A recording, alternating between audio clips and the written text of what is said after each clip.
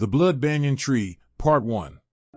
In front of Mr. Puho-John's house, shadows had been drifting back and forth for the past few days. Ever since the French had closed the grain warehouses, the only way to get rice was through ration coupons issued by the Indochinese government. People were dying everywhere, corpses piled up and scattered across the cities. The living roamed like hollow husks, no different from wraiths wandering in the shadows of night. In times like these, food was scarce. Just a year ago, the wealthy could still lift their heads high, enjoying luxury amidst chaos. But by this year, even gold and silver couldn't buy a single grain of rice. Wealth sat and rotted in locked chests, utterly useless. The rich were no different from the poor now, barefoot and desperate, sometimes even forced to beg for food like vagabonds. Mr. John's household could survive up until now only thanks to his connections with a French district chief. He had a daughter, T Hong, famed for her beauty throughout the region and admired by many young gentlemen from Hanoi. Through her, Mr. John received many gifts and gained wide-reaching ties with both the French and Japanese, securing steady access to rice. Meanwhile, the people suffered, some lay in the streets starving, some dug up wild roots and gnawed on tree bark, others simply gaped in silence as they waited to die. Yet, there were still those who had more food than they could eat. They fed it to cows and oxen, boiled rice into liquor, or burned rice husks to fuel steam kettles, afraid the grains would mold from long storage. The John family, living lavishly in such dire times, stood in stark contrast to the suffering surrounding them. On top of that, they were cruel and heartless. Many times, when people loitered near their gate and begged for a handful of spilled rice, Mr. John would have his servants beat them to death, for nothing more than disturbing his afternoon nap. Among his servants, a man named Hao Lai was the most notorious. Trusted by Mr. John, he led a gang of thugs that chased off beggars who dared approach. One day, Hao Lai saw a dirty, haggard woman lingering at the front gate. He was about to run out and curse her away, but when he got closer, he realized it was an old friend from his impoverished youth in Dao village. Moved by pity, he thought of sneaking her into the house and giving her a meal in secret. But just then, Mr. John's words echoed in his mind. In times like these, if you don't want to be devoured, you must kill, even your friends. If you show pity, you'll die. Feeding someone is no different from offering them your own flesh. Live day by day.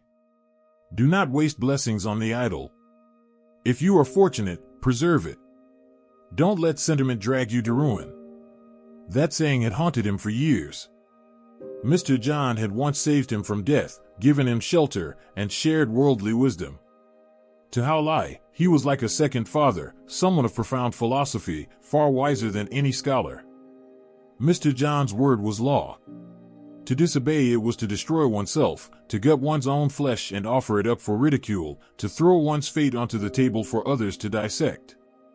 Thinking this, Hao Lai didn't dare help the woman lying weakly on the ground. After all, he could barely care for himself, how could he save anyone else? The woman's eyes were distant, her breath shallow. She seemed to see him, though she couldn't speak. Her eyes, glazed but pleading, looked as if they were begging for something that she must have no matter how close to death she was. Hao Lai didn't hesitate. He knew she couldn't get up. He ran inside and grabbed a thick, knotted wooden club. Walking back to her, he said firmly, "For the sake of our old friendship, I can't feed you. I can't even save myself. The only mercy I can give you now is a peaceful death. Consider this my final gift." With that, he raised the club and struck her head. Tears welled in her eyes. Her trembling hand weakly crawled down to her belly, as if trying to say something. Her eyes, brimming with tears, seemed to plead. But Hao Lai gritted his teeth and brought the club down hard. It cracked her skull open, her brain splattering on the ground. Her hand fell from her stomach to the dirt, her eyes wide open, filled with both blood and tears, mouth agape. Her cheeks were sunken, her body no more than skin and bones, twisted and curled on the earth. She was dead, truly dead. Such was the fate of the poor in these times, clinging to life, chewing on bark, sipping water to trick their stomachs, sometimes even resorting to cannibalism just to survive. The horror of the age had driven people into hell within their own lives. The hunger, the suffering, the skeletal bodies, so fragile a breeze could knock them over, tormented every last thread of human thought. After killing her, Hao Lai didn't even bury her. He tossed her corpse into the road, left it for flies and dogs, for crows to peck apart. Dead bodies lined the streets. Who cared about one more? People were too busy wondering if they'd get a bowl of rice that day. Who had time to worry about someone else's corpse? But that was the logic of a world in collapse. When it came to friendship, Hao Lai was truly cruel. If he couldn't save her, and chose to give her a merciful death, why not at least give her a makeshift grave? To leave her body exposed in the street, to be dragged off and torn apart, what kind of mercy was that? That was no different from torture, worse than a beast. Months passed. One day, in front of Mr. John's house, a small banyan sprout pushed up from the soil. At first it was just a tiny shoot with 2 leaves, then it grew to a child's height, then as tall as the wall. Mr. John was surprised to see a banyan tree growing by his gate, but he was also pleased. It would provide shade for his midday naps, shielding him from the harsh summer sun. He didn't think of cutting it down, letting it grow freely. Over the next few months, the tree grew incredibly fast. People began to notice that ever since it appeared, famine victims seemed drawn to die at Mr. John's gate. More and more corpses piled up, the stench of rot surrounding the house so thick it could be smelled from miles away. Mr. John tried to fix it. He ordered his men to remove the bodies and posted guards, but it kept happening. Even stranger, the more people died, the faster the banyan tree grew. In just over a year, it had become as large as a longan tree. This didn't escape Mr. John's notice. He realized, as anyone would, that there was a connection between the deaths and the tree. The more that died, the faster it grew. Clearly something unnatural was at play. Perhaps even spiritual. In those days, people were deeply superstitious. Whether westernization had truly reached the common folk was unclear. But one thing was certain, Mr. John came from a long line of local landlords steeped in spiritual tradition. Every year, their household hosted elaborate offerings, funeral rites, and incense ceremonies. So it was no surprise that he, too, believed in the supernatural. He ordered his men to cut down the tree.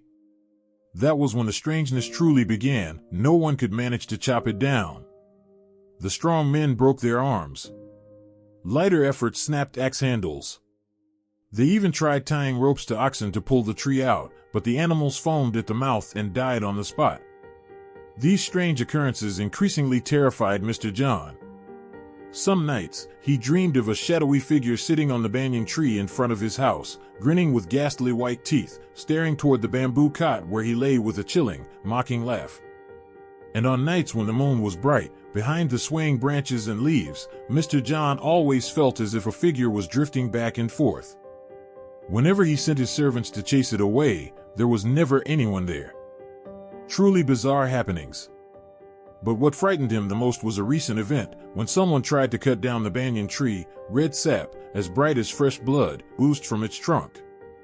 The superstitious claimed the tree had turned into a spirit, nourished by the gathering of the dead beneath it. Those with a shallow grasp of science guessed that it was a rare species, blood banyan, a real tree, not something supernatural. But the failed attempts to cut down the tree left Mr. John sleepless and on edge. He became desperate to find any way, by any means, to resolve the matter peacefully. Among the young men from Hanoi pursuing tea and hung was a university student from the Indochina College. His name was Khan, the son of a high-ranking official working for the French in the provincial capital. This time, he was visiting Mr. John's family for a few days. Coincidentally, it was during the Hungry Ghost Month, when people offer food to the spirits on the 15th day of the 7th lunar month. Khan was personally welcomed by Mr. John. During their conversation, the wealthy man asked with a smile, "Mr. Khan, you are a young gentleman from Hanoi. I imagine you're quite modern and westernized. Are you familiar with our custom of making offerings on the 15th of the 7th month?" Khan replied, "Sir, though I am considered a westernized student, I still understand our Vietnamese customs quite well. As for this ghost offering ritual, I believe it's nothing more than a backward superstition, something only the rich do when they have more food than they can eat. Even so, it's a kind of eccentric pastime for those with wealth and power. If you perform this ritual, I assume it's just a way to embellish your status and catch the attention of high-ranking officials. I hope you won't take offense at my honesty. Mr. John understood the subtle insult, that he was being called ignorant, and yet, rather than getting upset, he nodded in admiration. A university student indeed, you speak with great insight. After a brief pause, Mr. John furrowed his brow and asked, "But if you don't believe in the hungry ghost ritual, surely you must at least believe that ghosts and spirits exist, and that they return to take revenge when the chance arises?" Khan shook his head, smirking with arrogance. Ghosts and spirits? In modern scientific thinking, those are no different from the superstitious nonsense of ignorant peasants. You are a man of status. I suggest you not lower yourself to their level. Believing in such baseless things hardly suits someone of your rank. As the conversation continued, Mr. John found Khan to be arrogant and full of self-importance, utterly unaware of the limits of his own knowledge. Still, he wasn't offended. Instead, he cheerfully posed a challenge. If you truly don't believe in the existence of spirits, then would you dare to place a bet with me? A wager to prove once and for all that ghosts are real? Khan nodded confidently. Why wouldn't I dare? I'm quite certain that in this bet, you'll be the one who loses. However, if we're going to bet, then the stakes must be high. Mr. John's eyes gleamed as he asked, "How high? What exactly do you want?" Khan replied eagerly, "Oh, you already know what I want. I want your daughter. Let T and Hung become my wife. If you agree to that, then this wager will be very meaningful indeed." Mr. John narrowed his eyes. For some time, T and Hung had been the prize sought after by many young elites from Hanoi, a trophy to be won. Kana's visit was clearly just another attempt to court her and claim her hand, to outshine his rivals. Khan, who didn't believe in ghosts at all, thought to himself, if I can trick the old man into handing over his daughter over something that isn't even real, wouldn't that be an easy and profitable win? If he's already offering her, why bother scheming further? Since Mr. John had proposed the bet himself, Khan wasn't about to let the opportunity slip by. He saw it as the perfect chance to snatch T and Hung right under the noses of his rivals, who had spent years wooing her with gifts and sweet words to no avail. Hearing Kana's condition, Mr. John wasn't surprised. On the contrary, he was quite pleased. That cursed banyan tree in front of his house had caused him endless trouble. If it could be dealt with so easily, he was willing to agree to anything. He recalled how he had tried everything to solve the problem, yet nothing worked. Perhaps someone educated would have a different, more effective approach.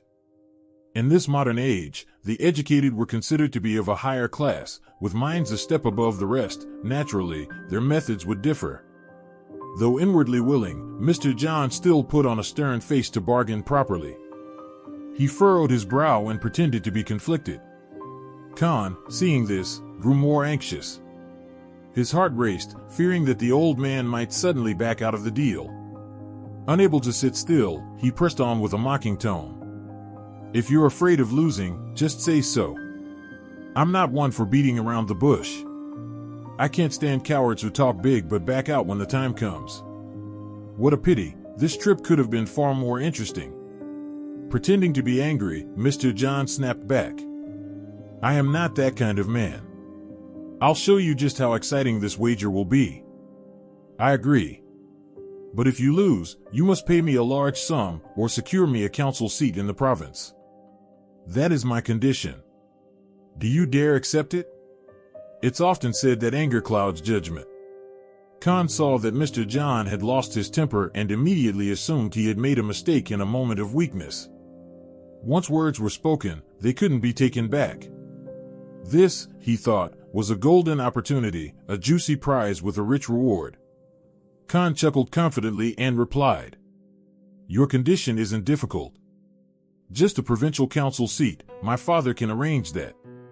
But as for marrying T and Hong, I'm afraid you'll go back on your word. So we'll need a written agreement." Mr. John leaned on his cane, squinting and testing. A written agreement?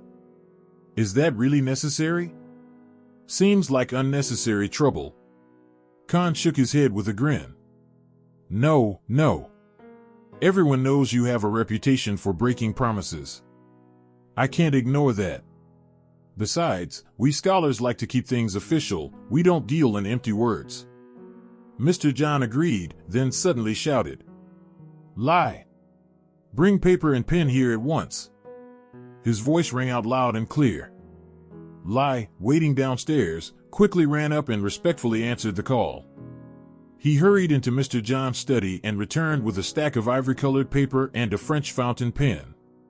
Khan took the stack of papers and pen, quickly scribbled down a few lines, then presented it to Mr. John, the wealthy landlord. Here, Khan said. Take a look at this draft of the agreement I've written.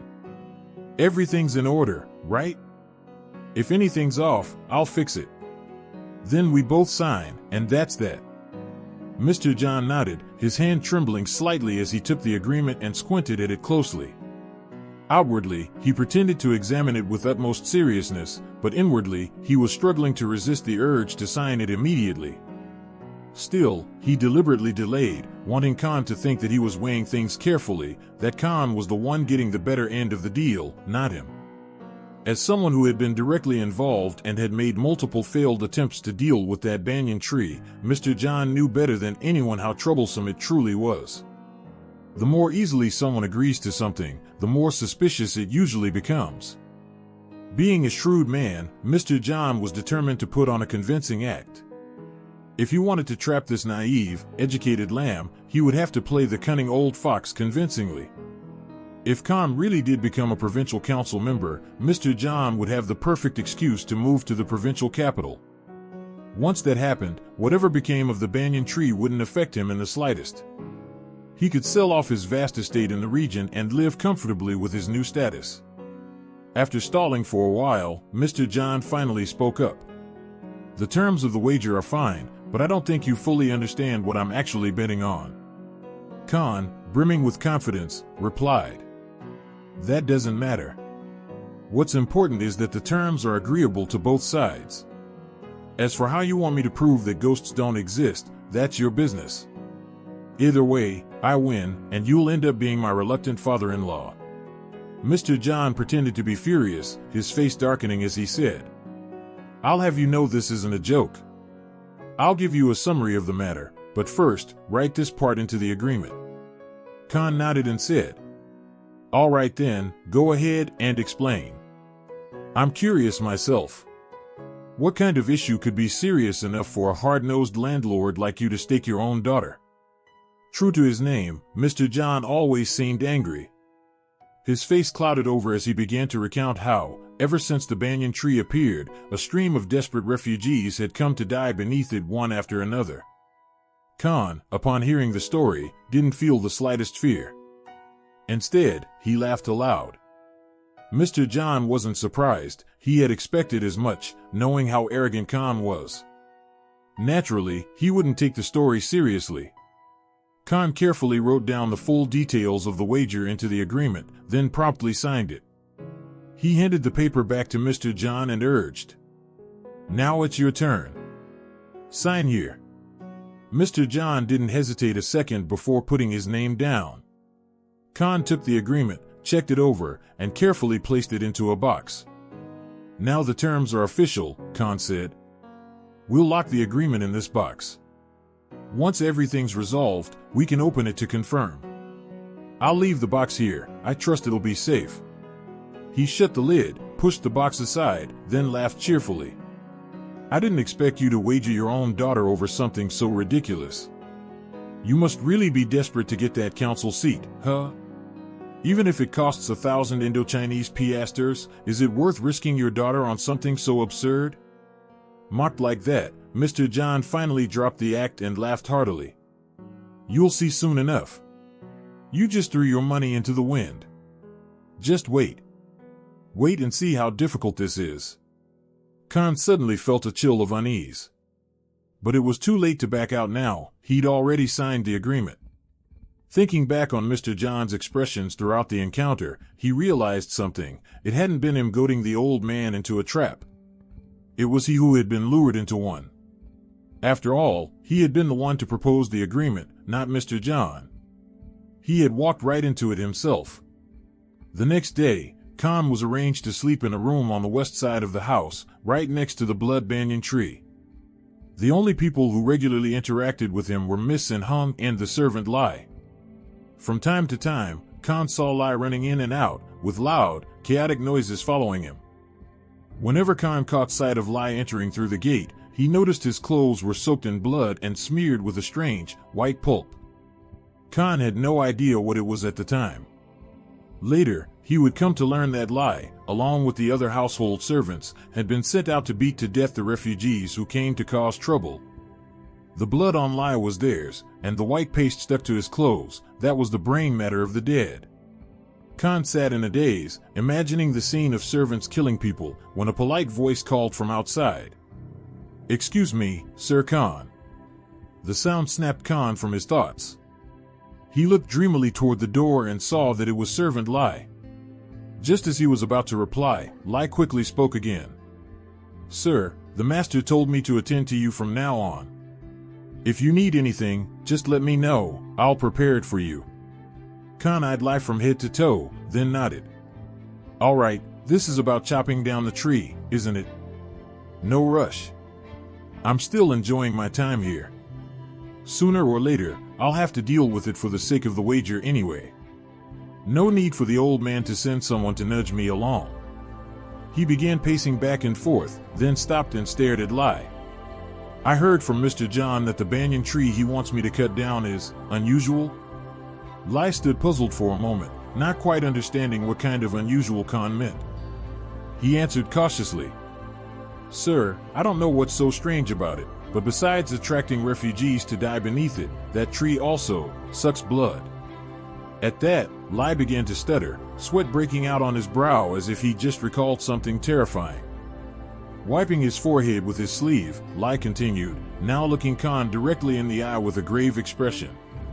"Forgive me for saying this, sir. But the other night, another servant, also named Khan, went out to deal with the refugees, under the master's orders. He never returned. The next morning, I found his dried-up corpse at the foot of the banyan tree. And Lai stuttered again. Khan, impatient, urged him on. "And then what? Speak up." Lai wiped his brow again and replied. "On the tree, there was a banyan fig, about the size of a human head. It looked just like that servant Khan's face. Mouth wide open, just like the dry corpse below it." He paused, then added, "After that, the master ordered us to climb the tree and cut down that fig to bury it." Khan was a bit unsettled at first, but eventually he laughed aloud and snapped. "That old man must really think I'm a fool. Clearly, he made this up and sent you to scare me so he could win the wager. He even had the nerve to say the servant's name was the same as mine. What a low blow. Is he cursing me to die like that servant?" Lai trembled like a leaf under Khan's scolding, not daring to speak another word. After half a minute, Khan finally spoke again. "If the old man is that impatient, then fine. Tonight, I'll chop down that tree at midnight. Let's see if he still has anything to say after that. Ghosts? You people fear ghosts at night, right? Well, I'll chop it down in the dead of night just to prove you all wrong." With that, Khan ordered Lai out and shut the door tight. He warned Lai not to let anyone disturb him, and to wait until midnight before approaching. Lai reported this to Mr. John. Upon hearing it, the old man stroked his beard and grinned with glee. Well. If young Khan is that fired up, it won't be long before I'm off to the province as a councilman. Keep a close eye on him for me. If he can't cut down that tree, try to talk him out of it. Otherwise, that thing might do him in, then we'll have disaster instead of good fortune, understand?" Lai, still confused, asked. "But sir, if he loses, shouldn't you be happy?" Mr. John widened his eyes and explained. "Typical servant thinking. If something happens to him, like what happened to that other boy, how could I peacefully assume office with the authorities breathing down my neck? He elaborated further. He has to lose fair and square, accept defeat with no complaints. That way, I get promoted and rid myself of that cursed tree, all without making enemies in high places. Lai nodded with new understanding. You think of everything, sir. I understand now. That night, exactly at the third watch, Lai heard Khan call out. Standing at his door, Lai received his orders. Tonight, I'll chop down the blood banyan myself for Mr. John. You and the other servants must witness it. Make sure he doesn't weasel out of the agreement. Lai obeyed eagerly. Khan told him to bring saws, shovels, axes, anything that could cut down a tree. Once all the tools were brought, Khan rolled up his sleeves high, strutted out to the gate, and marched straight up to the banyan tree to begin his task. He was ready to show Mr. John just how foolish his little wager had been. Continuing.